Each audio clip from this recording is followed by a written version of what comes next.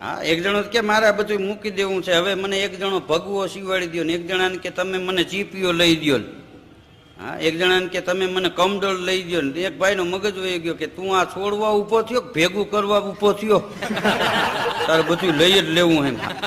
હા, એક જણો તો વાવણી વાવવા ગયો, બે જણા શેઠેથી નીકળ્યા કે રામ રામ કે રામ રામ, શું વાવો છો?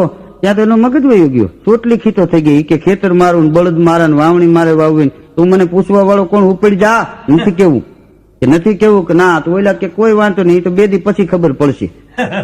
કેમ? એ કે ઉગશે ને એટલે જોઈ લેવું શું વાવ્યું. ત્યાં તો હાથી છોડી નાખ્યું, એ કે વાવું તો ઉગે ને વાવે ઈ જ તારો દીકરો. હાથી લઈને ઘેરે વયો ગયો. હા, હું શું વાવું છું એ ઓલાને ખબર ન પડી જાય. એક વાર તો એક વાવાઝોડાની આગાહી રેડિયો ઉપર આવી કે આવતીકાલે 100 કિલોમીટરની ઝડપે વાવાઝોડું આવશે. એટલે એક ભાઈને કાચું મકાન, તો વિચાર આવ્યો એ કે આપણે તો ઠીક ક્યાંક આડાવરાય થઈ જાય, નાના નાના છોકરા એનું શું કરવું? એ 3 છોકરાઓને લઈને બાજુવાળાને ઘેરે ગયો. એ કે વાવાઝોડાની આગાહી છે તો આવે એ હાંજ સુધી મારા છોકરાઓને તમે હાંચવી લ્યો. ઓલા કે ભલામણ એવું હોય, તમે કહેતા હોય બેજી રાખે એમ, છોકરા અમને શું નડે છે? અમારા છોકરાને અરે તમારા છોકરાને રમશે અહીં.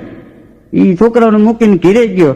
ત્યાં છોકરા આના ને એ ઘેરે મીંડ્યા, એ ઓશિકાના ઘોડા કરીને રમાડવા, કોઈ થાળીઓ પાડવા મીંડ્યા. ઓલો કંટાળી ગયો, જઈને ઓલા ભાઈ ની ડેલી ખખડાવી કે તમારા છોકરાઓને લઈ જાવ ને વાવાઝોડા ના અહીં મોકલો.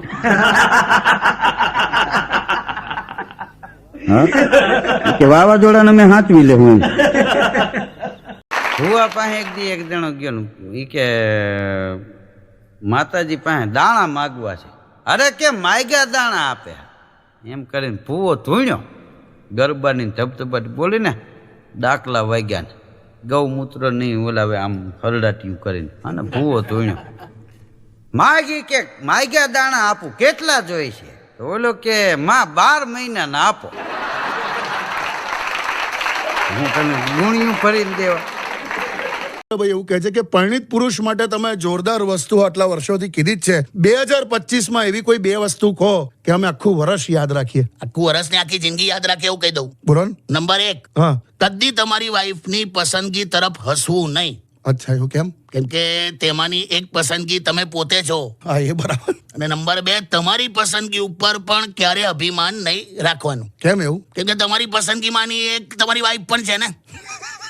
પણ મેં પરણેલા પુરુષની એક બીજી કમ્પ્લેન એવી સાંભળી છે કે આ બધા ભૂલક્કડ બહુ હોય છે. આજે બધા ભૂલી જાય છે બધી વસ્તુઓ. આ ભૂલક કરતો ખરા. હા, એ જ ને યાર. કારણ કે તે વખતે પ્રાયોરિટી અલગ હોય ને યાર.